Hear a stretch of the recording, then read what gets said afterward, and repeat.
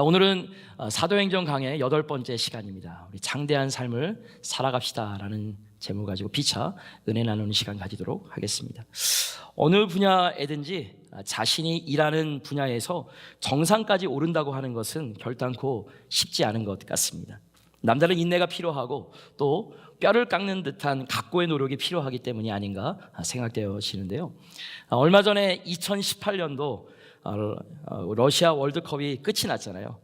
여러분들 많이 설레면서 보셨을 텐데 한국이 16강에 떨어져서 좀 많이 그랬지만 나중에 그래도 독일을 이겨서 많이 기뻐하셨으리라 믿는데, 어찌됐거나 제가 이번에 좀 주목해서 본 선수가 있습니다. 2002년 한인 월드컵의 영웅이자 이번에는 해설위원으로 방송에서 모았던 박지성 선수, 여러분 잘 아시죠? 우리가 흔히 이 박지성 그러면 아주 멋진 그의 경기력과 이 외적인 훌륭한 모습에 열광을 하지만 실상 그의 발을 보면 형편이 없습니다. 여러분 보시죠. 이게 박지성 선수의 해설위원의 이 발입니다. 멍들고 깨어지고 상처투성이인 발. 성공을 향한 길이 결코 쉽지 않다는 길을 단면적으로 보여주는 것이 아닌가 생각되어집니다. 제가 한국에서 목회할 때 한국의 워커힐에서 여성 포럼이 열렸었는데 그때 강사로 초청되었던 한국계 여성인이 한 분 있습니다. 바로 메일 리라고 하는 2세 한인 교포입니다. 이 사람이 한국 사람으로는 최초로 CNN 방송에 여성 앵커를 역임하고 ABC 방송에서도 앵커 역을 맡았던 적이 있습니다. 기억하실지 모르겠지만 아마 한 11년 전인 일인데, 모니카 루인스키라고 하는 빌 클린턴 미국 전 대통령과의 스캔들을 일으킨 여인과 인터뷰를 한 사람으로도 굉장히 유명한 사람입니다. 자기 이름을 따서 메일리 쇼를 한동안 진행한 아시아에서는 가장 알려진 앵커 우먼으로 알려져 있습니다만, 또한 싱가포르에서 미디어 하우스를 설립하고 또 사업가로서도 성공을 한 현재 49살의 굉장히 성공 가도를 달리고 있는 그런 여성입니다. 근데요, 이 사람이 처음부터 이 독특한 재능이나 외모가 뛰어나서 여기까지 오른 것이 아니라고 합니다. 보시면 알겠지만 이분은 새까만 머리에 키가 굉장히 작습니다. 아주 전형적인 동양인의 모습을 가지고 있습니다. 소위 말하는 서구형의 미인형이 아니다라는 것입니다. 더군다나 코리안 아메리칸입니다. 화이트 앵글로가 아니라 미국 사회에서는 소수 민족에 속한 사람입니다. 그런 탓인지도 모르겠지만 이 메일리 씨가 대학을 졸업하고 방송국에 취직하라고 레주메를 냈는데, 이력서를 냈는데 무려 60번이나 떨어졌습니다. 얼마나 아시안 사람이 미국 메인스트림에서 들어가는 것이 힘들었던지 그 벽을 그때 이 사람이 실감을 한 것입니다. 그러나 그녀는 포기하지 않고 이렇게 하나님께 기도를 드렸다라고 합니다. 하나님, 넘어설 수 없는 벽이라면 아예 그 벽을 뚫어버리게 해 주시옵소서. 이렇게 메일리 씨가 기도한 결과 결국 61번째 샌프란시스코에 있는 조그마한 방송국에 취직을 하게 되었고, 그것을 계기로 해서 CNN이라고 하는 세계적인 국제 방송사의 앵커 우먼이 된 것입니다. 여러분, 이와 같이 처음부터 잘 닦아진 성공의 길이 있는 것이 아닙니다. 어떤 사람의 인생길이건 굴곡이 있고요, 넘어야 할 험산줄령이 존재하기 마련입니다. 그러나 아무리 우리 인생길에서 넘어야 할 역경이 많더라도 우리가 하나님 안에서 꿈을 갖고 끝까지 믿음을 가지고 달려가게 되면 우리를 가로막고 있는 장벽은 뚫어지게 되어 있는 줄 믿으시기 바랍니다.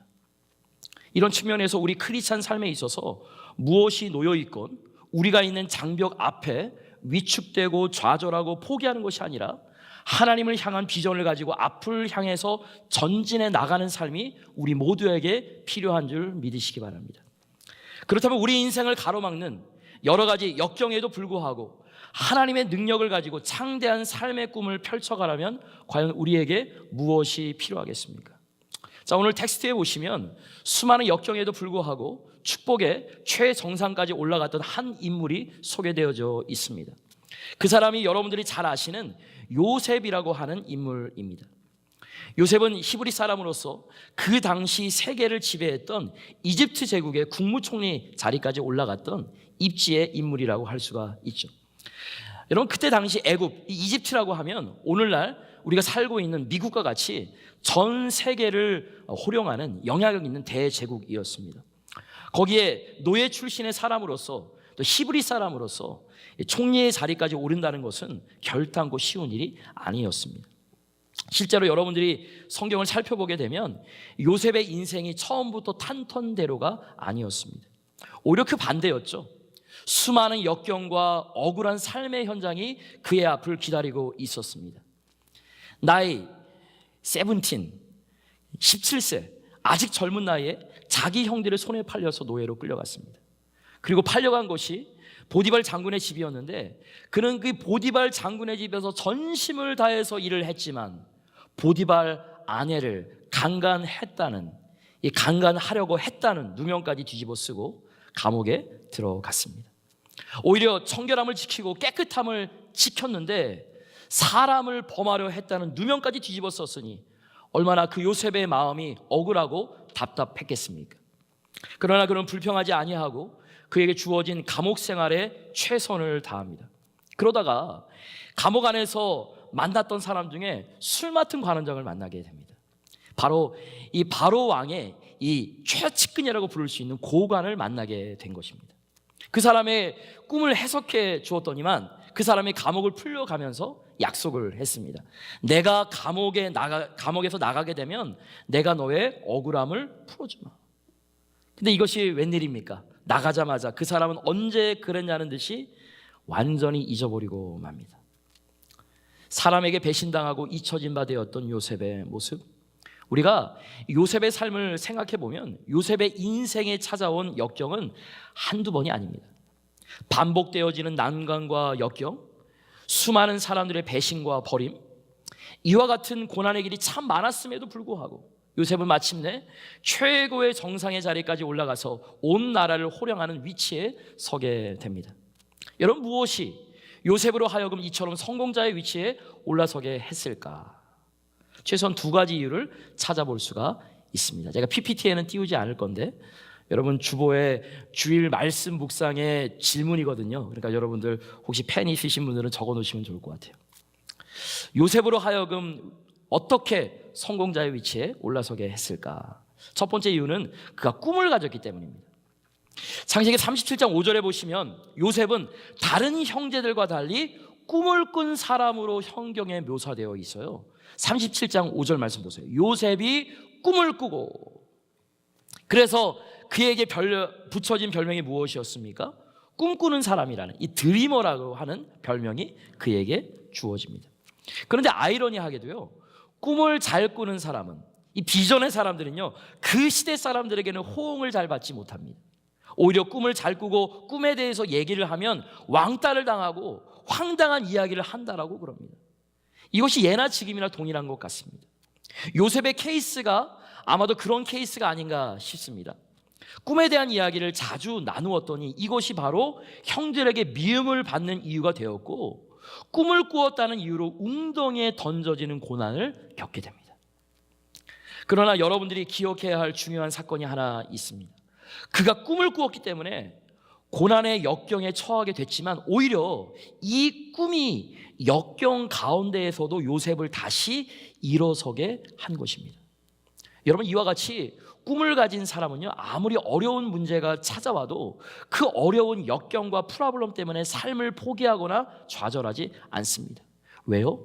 살아가야 할 이유가 있기 때문에, 자기가 이 역경을 넘어야 될 분명한 이유가 있기 때문에 이와 같이 꿈을 가진 사람은 환경이 그를 속이고 사람들이 그를 행여나 배척해도 그는 결단코 그런 것들에 굴복지 아니하고 끝까지 달려나가는 것을 봅니다.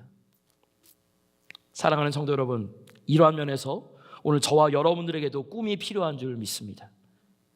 여러분의 이 시대를 사는 많은 젊은이들이 왜 허무하게 사는 줄 아십니까? 그들의 전 성애를 걸 꿈이 없기 때문에 그렇습니다. 흔들 깃발을 찾지 못하는 사람들이 길거리에서 엉뚱한 곳에 몰두해 사는 것을 볼 때가 얼마나 많이 있으십니까? 그러므로 여러분과 저의 삶 가운데 꿈이 있어야 되는 것입니다. 그렇지만 꿈이 이렇게 중요하게 하지만 이 꿈 자체만으로는 우리 인생이 탄탄대로를 가는 것이 아닙니다. 여러분, 꿈 못지않게 중요한 요소가 한 가지 있습니다. 여러분 따라해 보세요. 하나님의 함께하심. 그것이 바로 하나님의 함께하심입니다. 우리의 꿈이 있어도 그 꿈이 아무리 화려하고 찬란해도 하나님이 함께하셔서 저와 여러분들에게 능력을 베풀어 주시지 아니하면 우리의 꿈을, 우리의 기도를 성취될 수는 없는 것입니다. 여러분, 요셉의 형통은 그가 꿈을 꾼 따도 있지만 그의 꿈을 성취시켰던 하나님의 임재 때문에 그의 꿈이, 그의 기도 제목이 이루어진 것입니다. 창세기 39장 2절에 보시면 그가 보디발의 집에 끌려갔을 때 여호와께서 함께 하심으로, 여호와께서 요셉과 함께 하심으로 그가 형통한 자가 되었다라고 이제 기록하고 있습니다. 여러분, 또한 창세기 39장 23절 보시겠어요? 요셉의 감옥이 들어갔지만 또 뭐라고 나와 있습니까? 이는 여호와께서 요셉과 함께 하심이라 여호와께서 그를 범사에 형통하게 하셨더라. 저와 여러분들 범사에 형통하기를 원하시잖아요, 그죠? 그런데 전제 조건이 있습니다. 하나님께서 함께 하시는 인생은 범사에 형통하게 되는 줄 믿으시면 아멘 하시기 바랍니다. 그렇습니다. 요셉이 어디를 가든지 여호와 하나님이 함께 하셨기 때문에 요셉의 인생은 막히지 아니하고 형통과 번성을 향해서 나아간 줄 믿으시기 바랍니다. 특별히 창세기 49장을 보시면 요셉의 삶을 좀 더 자세하고 확실하게 말해주고 있는데 우리 49장 22절부터 24절까지 읽어보도록 하겠습니다. 시작. 요셉은 무성한 가지 곧 샘 곁에 무성한 가지라 그 가지가 담을 넘었도다. 활 쏘는 자가 그를 학대하며 적개심을 가지고 그를 쏘았으나 요셉의 활은 도리어 굳세며 그의 팔은 힘이 있으니 이는 야곱의 전능자 이스라엘의 반석인 목자의 손을 힘입음이라. 먼저 우리 23절을 보시기 바랍니다. 여기 보니까 요셉의 인생에 문제가 없었다고 성경은 기록하고 있지 않습니다. 오히려 그를 구박하고 그를 학대하는 사람도 있었고요, 그를 향해서 활을 쏘는 사람들도 있었지만 여러분 22절 보시기 바랍니다. 그는 샘 곁에 심기어진 나무가 되었기 때문에, 즉 하나님의 임재 앞에 그의 삶의 뿌리가 있었기 때문에 그는 오히려 무성한 가지가 되어서 담을 넘었다고 성경이 기록하고 있는 것을 주목하시기 바랍니다.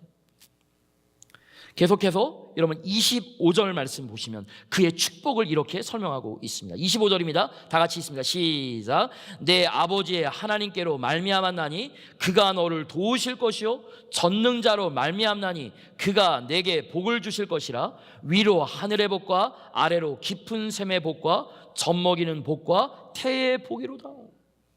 여기 보면 요셉의 인생은 단순하게 번성한 것으로 끝나지 않습니다.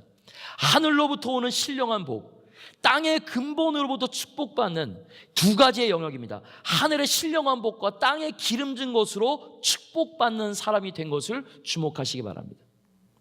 요셉과 같이 이 자리에 계신 저와 여러분들이 하늘의 신령한 복과 땅의 기름진 것으로 축복받는 축복의 통로가 되시길 주의 이름으로 축복합니다. 이것뿐만 아니에요. 계속적으로 자녀들의 축복까지 이어집니다. 우리 26절 읽습니다. 시작. 내 아버지의 축복이 내 선조의 축복보다 나아서 영원한 산이 한없음 같이 이 축복이 요셉의 머리로 돌아오며 그 형제 중 뛰어난 자의 정수리로 돌아오르다. 이 모든 축복이, 자녀의 축복이 어디로 옵니까? 요셉의 머리로 돌아온다고 합니까? 여러분, 누가 함께 하셨기 때문이라고 하셨습니까? 바로 하나님이 함께 하셨기 때문이라는 것입니다. 오늘 여러분과 저의 인생도 마찬가지입니다. 이런 면에서 인생에 중요한 것은 뭐니 해도 하나님이 함께 하심을 영적으로 주목하시기 바랍니다. 바로 하나님이 우리 인생을 변화시키는 결정적인 키라는 사실을 우리가 명심해야 되는 이유가 바로 여기에 있습니다. 그렇습니다. 우리 인생 가운데 아무리 역경이 많이 찾아오고 우리 인생의 장벽이 많아도 하나님이 함께 하시면 장벽은 무너지게 되어 있습니다. 역경은 떠나가게 되어 있습니다. 하나님은 여러분들의 삶은 어떤 위치에 있든지 여러분을 창대하게 하리라 믿으시길 주의 이름으로 축원합니다. 여러분, 이런 면에서 어떻게 하면 하나님이 우리의 삶에 함께 하심으로 우리의 삶이 여러 가지 역경과 상황과 사람들 때문에 위축되는 것이 아니라 날마다 창대한 것을 경험할 수 있을 것인가? 여러분, 성경을 자세히 보시면 하나님이 저와 여러분들을 향해서 디자인해 주신 것은 번성하고 창대함입니다. 근데 어떤 분들은 우리 신앙인들이 디스플린과 연단과 고난이 있어야 된다고 합니다. 물론 고난도 있어야 됩니다. 연단도 때로 있어야 됩니다. 또 어떤 분은 고난도 말씀을 딱 봤을 때 하나님의 축복 중에 하나이기라도 얘기를 하긴 합니다만, 그러나 예수님 믿기 때문에 늘 힘들고 그런 것이 성경이 이야기하는 성경의 본질일까? 저는 그렇게 생각하지 않습니다.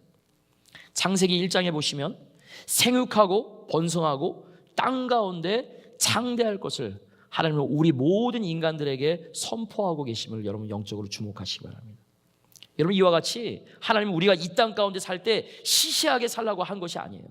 그냥 겨우겨우 살라고 우리를 이 땅에 보내신 것이 아니라 창대한 삶을 살라고 이 땅에 보내주신 줄 믿으시기 바랍니다.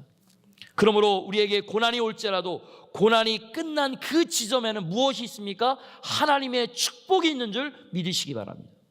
그러므로 우리의 삶이 고난도 역경도 힘들고 환난도 있지만 어떻게 하면 이와 같은 역경의 과정을 뚫고 지나가서 하나님의 창대하심의 축복을 받을 수 있을 것인가? 오늘 본문에 보시면 어떻게 하면 우리가 이 땅에서 창대한 삶을 살 수 있을지 그 비결이 나와 있는데, 첫 번째로 크게 따라해 보시기 바랍니다. 하나님의 건지심을 간구하라. 먼저 우리 9절 말씀 우리 다 같이 한번 보시기 바랍니다. 9절 말씀 보시면 여러 조상이 요셉을 시기하여 애굽에 팔았더니 이런 말씀이 있습니다. 여러 조상이라고 하는 것은 선조들, 그러니까 요셉의 형들을 이야기하는 것이죠. 형들이 요셉을 시기해서 여러분, 이것이 보편적으로 사람들에게 주는 역사들 아니겠습니까? 사실 우리 인간들, 우리 주변의 사람들은요, 우리에게 이와 같이 시기하는 사람 있을 수 있습니다. 역경과 환난을 주는 사람 있을 수 있다라는 것입니다. 그런데 중요한 것은요, 7장 9절 후반절에 보니까 하나님이 그와 함께 계셔. 10절 말씀, 그 모든 환난에서 건져내사. 하나님께서 함께 하셨더니 그 모든 환난에서 건져내사, 우리를 건져내어 주시는 하나님. 여러분, 여기서 영적인 중요한 교훈 보십니까? 건져내신. 사실 우리 스스로가 우리에게 주어진 환난을 벗어날 수 없습니다. 그렇죠? 그러나 하나님이 함께 하셔서 환난에서 건져내어 주실 그때 우리는 축복의 삶을 향해서 나아갈 수가 있는 것입니다. 흔히 어떤 사람들이 이렇게 말합니다. 우리 인생에 있어서 열심히 우리가 의지를 가지고 살게 되면 성공하는 거야. 우리가 열심히 하고 최선을 다하면 성공할 거야. 그러나 실제로 우리가 의지만 가지면 모든 인생의 문제를 풀 수 있습니까? 물론 어떤 차원의 문제는 풀릴 수 있지만, 그러나 대다수가 저와 여러분들의 의지만으로 풀리지 않는 것이 우리 인생의 현주소라는 것을 저와 여러분들이 체감하실 줄 믿습니다. 여러분, 예를 들어서 여러분들 중에서 경제적인 문제로 고통하시고 계시는 분들 분명히 있으실 것입니다. 그런데요, 이 경제적인 문제, 어떤 문제는 풀리지만 우리가 아무리 노력하고 애써도 경제적 이 크라이시스가, 위기가 풀리지 않는 경우도 분명히 있습니다. 또한 우리 자녀의 문제를 한번 생각해 보시기 바랍니다. 우리가 애쓰면 자녀의 문제가 풀립니까? 물론 어떠한 문제는 변화되는 것도 있겠죠. 그러나 안 되는 경우가 더 많이 있습니다. 혹은 육신에 찾아온 불치의 질병, 내가 의지를 가지고 노력만 한다고 해서 그 질병이 떠나갑니까? 아닙니다. 여러분, 이와 같이 나의 의지력, 나의 간절한 갈망으로 풀 수 있는 문제도 물론 있지만 풀 수 없는 문제가 훨씬 더 많다라는 것입니다. 그러므로 여러분, 무엇이 필요한 것입니까? 여러분, 하나님의 건져주심, 건져내사, 하나님의 건져주심이 필요한 줄 믿으시기 바랍니다. 하나님이 도와주실 그때 우리의 삶에 막힌 문제도 풀리는 것이지, 하나님의 도우심 없이 나의 갈망이나 나의 노력만으로 인생의 과제가 절대로 풀리지 않을 것입니다. 우리가 몇 주 후면은 살펴볼 내용인데, 사도행전 12장에 보시면 베드로가 옥에 갇히는 사건이 기록되어 있습니다. 헤롯이라고 하는 악한 왕이 등장을 해서 야고보를 먼저 처형했습니다. 예수님의 제자 중에서 첫 번째 순교자였죠. 그때 성경에 보니까 유대인들이 정말로 좋아했다고 성경이 기록합니다. 여기서 힘을 얻은 헤롯 아그리빠가 베드로를 감옥에 잡아들입니다. 사실 이 베드로가 처형되면 이 초대교회 전체 기둥이 흔들릴 초대교회의 존폐의 위기가 달려있는 상황이었습니다. 그때 베드로가 감옥에 있던 모습을 성경이 어떻게 묘사하는지 아세요? 쇠로 만든 착고로 이 베드로를 묶어놨습니다. 그리고 양 곁에 혹시라도 이 착고를 풀고 도망갈 것 같아서 이 부하 2명이 그 곁에서 그를 지키고 있었습니다. 그것으로는 또 안심이 안 된던지 감옥의 문을요 철문으로 만들고 이 철문 밖에는 그 감옥을 지키는 병사들을 잔뜩 세워뒀습니다. 그래도 마음이 안 찼는지 문을 이중으로, 철문을 이중으로 세운 것입니다. 이와 같이 몸에는 착고가 묶여져 있고 양 곁에는 간수가 있고 문은 닫혀 있고 밖에는 지키는 사람들이 있고 사람들이 지키는데 2개로 되어 있는, 그것도 철문으로 되어 있는 이 상황 가운데 우리가 노력만 한다고 그 감옥을 나올 수 있습니까? 아니에요. 그런데 그 장면에 성경에 보면 이 장면이 딱 나와 있더라고요. 이게 키인 것 같아요. 우리 다 같이 한번 읽도록 하겠습니다. 시작. 이에 베드로는 옥에 갇혔고 교회는 그를 위하여 간절히 하나님께 기도하더라. 교회는 그를 위하여 하나님께 간절히 기도하더라. 지금 베드로가 갇혀진 감옥에서 베드로에겐 다른 것들이 지금 없습니다. 하나님께 나아가서 하나님이 자신을 건져주시도록 성도들과 함께, 교회와 함께 간절하게 기도했더니 하나님이 천사를 보내주시고 겹겹이 쌓여져 있는 착고와 옥문을 풀어주셔서 그에게 자유함을 주신 것을 믿으시길 주의 이름으로 축원합니다. 이게 바로 하나님의 건지심입니다. 하나님이 저와 여러분들을 건져주지 아니하면 우리가 자유케 될 수가 없는 것입니다. 여러분의 삶 가운데 닫혀있는 수많은 어려움을 경험하는 사람들 분명히 있을 것입니다. 그때 저와 여러분들이 해야 될 것은 하나님께 간구하는 것임을 여러분 명심하시기 바랍니다. 어떻게 간구해야 돼요? 하나님, 나의 힘으로는 도저히 할 수가 없습니다. 하나님, 저를 불쌍히 여기사 요셉과 같이 건져주시옵소서. 건져주시옵소서. 오늘 이 시간 저와 여러분들에게 건져주심의 은혜가 있기를 주의 이름으로 축복합니다. 2번째로 우리가 장대한 삶을 살아가기 위해서 필요한 것은, 크게 따라해 보시기 바랍니다. 하나님의 은총을 간구하라. 과연 그런지 오늘 10절 말씀 읽어보시기 바랍니다. 시작. 그 모든 환난에서 건져내사 애굽 왕 바로 앞에서 은총과 지혜를 주심에 바로가 그를 애굽과 자기 온 집의 통치자로 세웠느니라.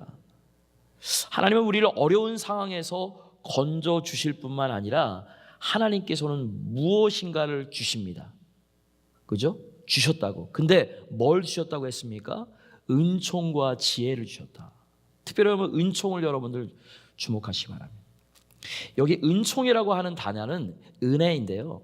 근데 여러분들이 알고 있는 은혜라는 말과 이 은총이라는 단어를 조금 구분하면 좋을 것 같아요. 그래서 제가 성경 공부할 때 하영록 회장님, 하영록 목사님께서 쓰신 P30이라고 그 favor라고 하는 책을 한번 읽어보라고 했는데, 은총은 영어로 favor라고 하는 단어로 이렇게 좀 번역이 되는 것인데요. 이 은총은 은혜인데 특별한 그 데피니션이 있습니다. 제가 이게 원문을 좀 살펴보니까 이런 해석이 되더라고요. 하나님의 특별한 배려, 즉 하나님의 특별한 혜택을 말하는 것입니다. 즉 하나님께서 우리가 위기 가운데 있을 때 눈에 보이지는 않지만 우리를 특별히 안내해 주셔서 건지시는 사건, 이것을 은총이라고 부르는 것입니다. 오늘 주일 설교 묵상에도 이걸 또 질문했는데 여러분 잘 적어두시기 바랍니다. 흔히 많은 사람들이 이렇게 생각합니다. 우리가 행한 대로 일한 대로 먹고 살면 된다. 특별히 마음이 꼿꼿한 사람일수록, 특별히 노력해서 최선을 다해서 자수성가하신 분일수록, 우리가 열심히 일한 만큼 살고 정당한 만큼만 살면 된다, 이렇게 생각하시는데, 이런 사람들이 잘 쓰는 단어가 뭡니까? 공의, 저스티스입니다. 바르게 살고 바르게 멀고 바르게 가자, 이것입니다. 근데 엄격하게 이야기해서 이 세상에 누군가의 힘을 받지 않고 혼자 힘으로 사는 사람이 과연 있습니까? 실제로는 없습니다, 여러분. 본인은 누구의 혜택도 받지 않고 나의 힘으로만 산다고 하지만 가만히 생각해 보면 나를 지금까지 인도해주고 도와준 사람이 있어요. 누군가 나를 도와주고 있는 사람이 지금도 있어요. 오늘 말씀 속에 나와 있는 요셉의 경우도 그렇습니다. 여러분들 지금 한번 보세요. 하나님의 페이버, 하나님의 은총이라고 하는 큰 빅픽처로 지금 오늘 본문 말씀이 지금 대제사장 앞에서 이제 설교하는 스데반의 그런 설교 내용이지 않습니까? 이 큰 사건 앞에서 담대하게 하나님의 은총을 이야기하는 이 스데반의 얼굴을 오버랩 보시고, 그리고 은총이라고 하는 큰 빅처 안에서 요셉의 스토리를 다시 한번 바라보시기 바랍니다. 자, 요셉의 인생 가운데 자기 나름대로 자신이 최선을 다했기 때문에 자신의 삶에 형통이 찾아온 것이 아니라고 했습니다. 눈에 보이지 않게 도움을 준 하나님의 은혜, 이것을 지금 은총이라고 합니다. 페이버라고 합니다. 자, 예를 들어 보겠습니다. 요셉이 형들에게 미움을 받고 웅덩이에 빠지게 됩니다. 근데 창세기에 보면 처음에는 형들이 그를 죽이려고 했던 것이 나옵니다. 시간 관계상 다 찾아보지 않았는데, 근데 죽이기 직전에 갑작스럽게 그 형이 루벤이 이렇게 말합니다. 야, 우리가 이 요셉을 죽이지는 말자, 이렇게 합니다. 우리가 죽일 필요가 있겠느냐, 그냥 요셉을 웅덩이에 넣자 그랬습니다. 여러분, 이 루벤이 이 말이 그냥 나왔을까? 아니에요. 하나님이 그때 루벤의 마음속에 역사하셔서 그 마음을 바꾸게 한 것입니다. 이것을 페이버, 은총이라고 하는 것입니다. 그리고 요셉이 떨어진 웅덩이 보세요. 웅덩이는요, 웅덩이가 아니라 우물을 생각하시면 되는 것입니다. 여러분, 우물에 물이 없으면 어떻게 해요? 우물에 물이 있는 게 당연한 것인데, 그리고 우물에 물이 있으면 누구든지 빠지면 죽는 것이지 않습니까? 근데 요셉이 빠졌던 웅덩이, 우물은요, 성경에 보니까 물이 없었어요. 하나님의 페이버, 은총을 거기서도 보셔야 돼요. 즉, 물이 없었던 웅덩이에 요셉이 빠지니까 그가 죽지 않았습니다. 조금 뒤로 가서 보디발 장군의 아내에게서 억울한 누명을 뒤집어 쓰고 감옥에 간 사건을 생각하시기 바랍니다. 여러분, 감옥에 가면요, 교도소에 가면 어떤 사람들을 만납니까? 흉악한 범죄자들을 만나고 교제하는 곳이 감옥입니다. 그래서 범죄자들이 한번 감옥에 가면 오히려 더 흉측한 사람들이 되는 것이, 왜 그래요? 그 안에 있는 사람들 때문에 그렇습니다. 그래서 웬만하면 빨리 나오려고 그러는 것이고, 왜요? 감옥에서 다 배워가지고 나옵니다. 보편적으로 감옥에 갔다 오면 더 흉측한 사람으로 변해지는 것이 현실인데, 요셉의 경우는 어떻습니까? 그는 그 감옥에서 술 맡은 관원장, 떡 맡은 관원장을 만나게 됩니다. 소위 말해서 바로 왕의 최측근 비서실장들, 평소에는 요셉이 히브리인이고 노예이기 때문에 아무리 만나려고 해도 만나지 못하는 사람들입니다. 그런데 요셉이 이들을 감옥에서 만났어요. 요셉은 편안하게 이들과 함께 자연스럽게 교제를 하게 되었고, 여기서 요셉은 새로운 형통을 향한 발판을 가지게 된 것입니다. 하나님의 페이버를 보십니다. 여러분, 누가 요셉에게 이런 계기를 주셨을까요? 요셉은 잘 몰랐지만 하나님의 은총, 하나님의 페이버, 이 손길을 통해서 만나야 할 적절한 사람들을 만나게 된 것입니다. 그래서 여러분들 자녀를 위해서 기도하실 때 하나님 좋은 사람 만나게 해주세요. 좋은 스승 만나게 해주세요. 좋은 멘토, 영적인 멘토 만나게 해주세요. 이것이 여러분들의 첫 번째, 여러분들의 자녀를 위한 기도 제목이 되어야 돼요. 물론 신앙은 베이지로 가. 자, 다시 요셉의 스토리로 돌아올 거예요. 그러다가 술 맡은 관원장이 처음에는 요셉을 잊어버렸습니다. 사람들이 이래요, 약속하고 나서. 근데 나중에 몇 년 뒤에 그 요셉이 생각이 나서 바로 왕에게 요셉을 소개해 줍니다. 결국에는 요셉이 바로 왕에게 꿈을 해석함으로 통해 국무총리가 되었습니다. 근데요, 이것도 보셔야 돼요. 바로 왕에게 갔었던 나이가 30세거든요. 근데 요세푸스의 그 역사학자의 말에 의하면, 또 성경 주석가들에 보면은 그때 당시에 고관으로 올라갈 수 있는 나이가 최소한 앨리스트 30가 돼야 된대요.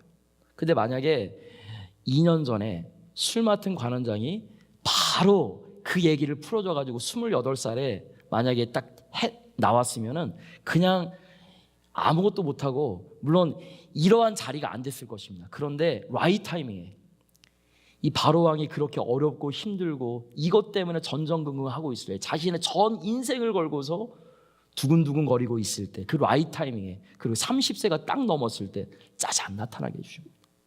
이것이 하나님의 페이버입니다. 하나님께서는 저보다, 우리보다 우리를 더 잘 아시는 하나님, 이것을 믿으시기 바랍니다. 흔히 많은 사람들이 요셉은 자신이 최선을 다했기 때문에 그의 인생이 잘 풀렸다고 생각할지 모르지만 사실은 그것이 아니에요. 믿는 사람들은 이것을 영적으로 보는 눈이 있어야 되는 것이에요. 하나님의 특별한 은총이 임한 것입니다. 하나님의 특별한 배려가 있었던 것입니다. 이런 의미에서 우리의 삶도 마찬가지입니다. 내가 노력해서 여기까지 온 것이라고 생각하시면 여러분들 신앙생활 잘못하시는 것이에요.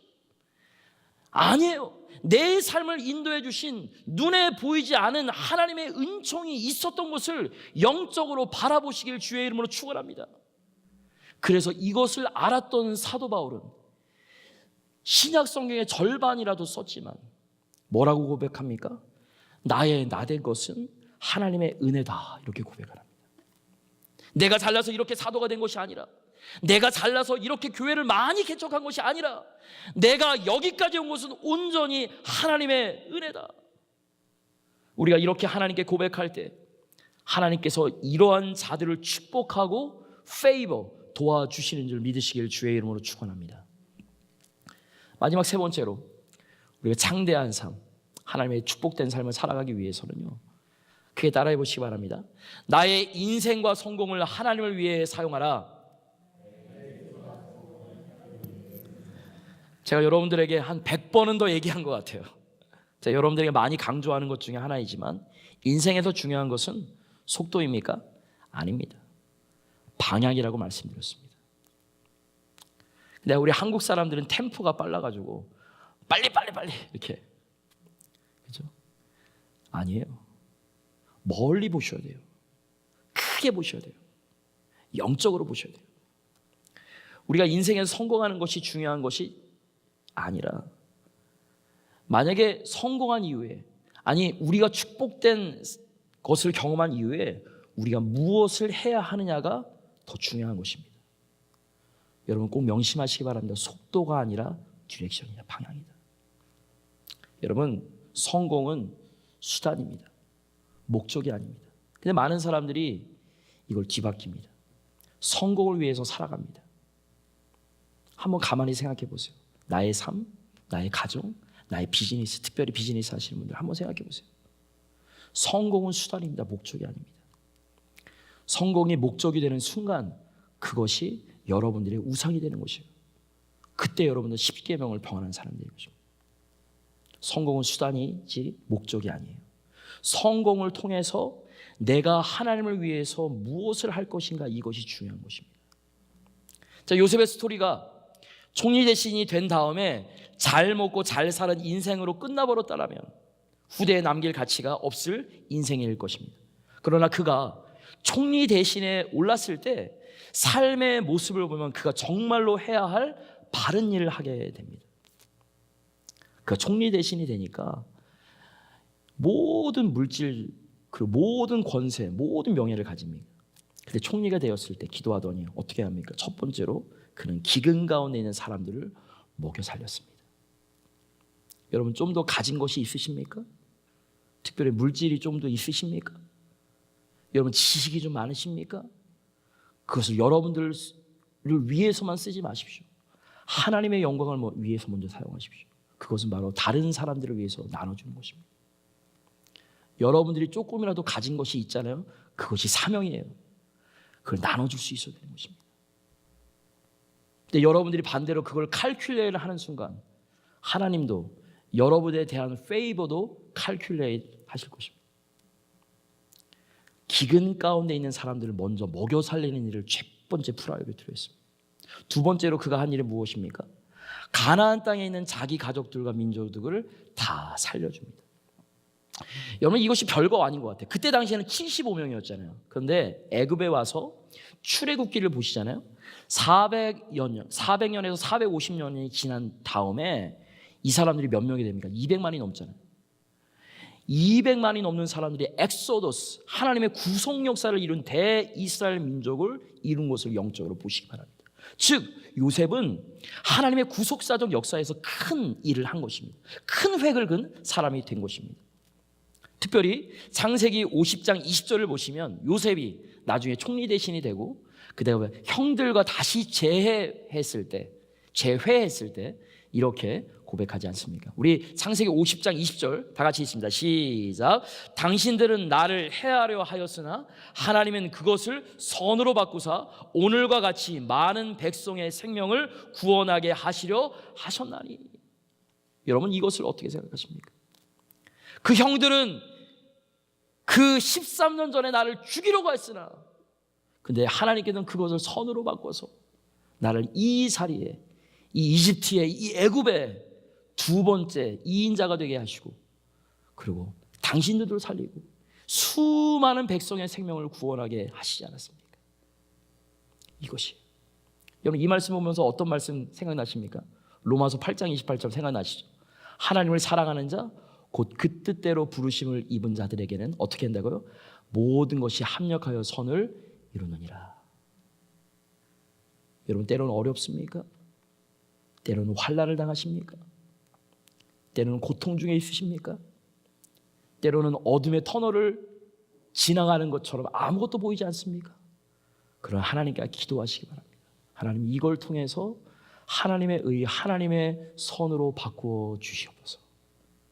그러면 하나님께서 여러분들 건져주실 것이고 하나님께서 은혜 베풀어 주셔서 하나님의 은총을 베풀어 주실 것입니다.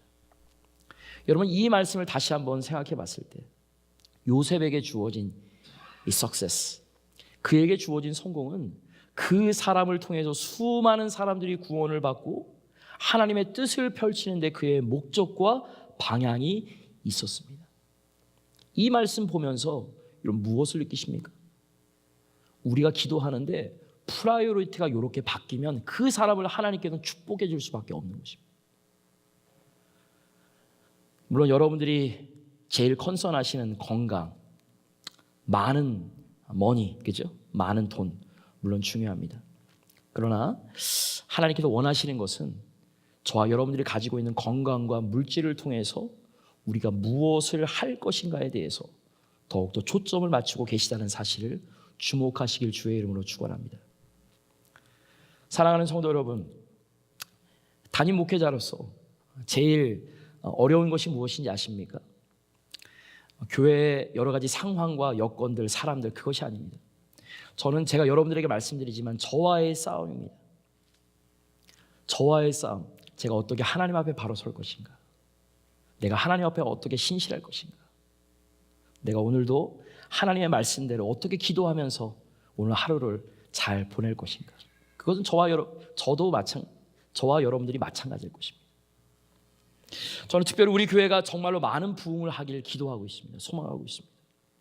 그런데 이 부흥을 통해서 우리가 무엇을 해야 되는 것입니까? 우리 교회가 더욱더 부흥해서 옛날에 300명, 400명 됐었으니까 그렇게 다시 한번 부흥해서 남들에게 자랑하는 것이 목적입니까? 아니에요. 그것이 목적이라면 하나님께서 그러한 부흥을 허락해 주시지 않을 것입니다. 우리가 부흥하되 이것을 통해서 하나님의 복음이 땅끝까지 전파되고 그리고 이 지역에 코리안 아메리칸들을 구원하고 또 이 지역에 많은 에트닉 그리고 많은 우리 한인 사회에서 영향력을 끼치는 하나님이 또한 영광받는 사역들을 감당할 때 이것이 바로 가치 있는 교회가 되는 것입니다. 그리고 우리가 제일사랑교회 성도로서 이러한 교회의 구성원이 되어서 하나님을 더욱더 기쁘시게 해드리는 것, 이것이 하나님께서 저와 여러분들을 향한 계획인 줄 믿으시길 주의 이름으로 축원합니다. 하나님께서 교회를 큰 교회, 작은 교회로 구분하십니까? 그러면 대형교회 메가처치 목사님들만 그리고 거기 성도님들만 축복받겠네요? 구원받겠네요? 아닙니다. 어느 교단? 그것도 필요하지 않습니다. 하나님께서 원하시는 교회인가? 건강한 교회인가? 건강한 목회자인가? 건강한 성도인가? 하나님 말씀 앞에 사람의 평가를 두려워하지 않고 하나님의 평가를 두려워하는 교회인가? 목회자인가? 성도인가? 이것이 더 중요한 것입니다. 이런 면에서 우리가 이 세상을 살아갈 때 우리에게 주어진 이 형통함을 가지고 어떻게 하나님을 잘 나타낼 것인가, 우리에게는 여기에 관심을 가질 때 하나님은 저와 여러분들의 삶을, 또는 우리 교회를 더욱더 창대케 해주는 역사를 이루어 주실 줄 믿으시기 바랍니다. 바라기는 우리 모든 형통함의 축복을 통하여서 하나님께 온전히 영광 돌리는 저와 여러분들 되시길 다시 한번 주님의 이름으로 축복합니다.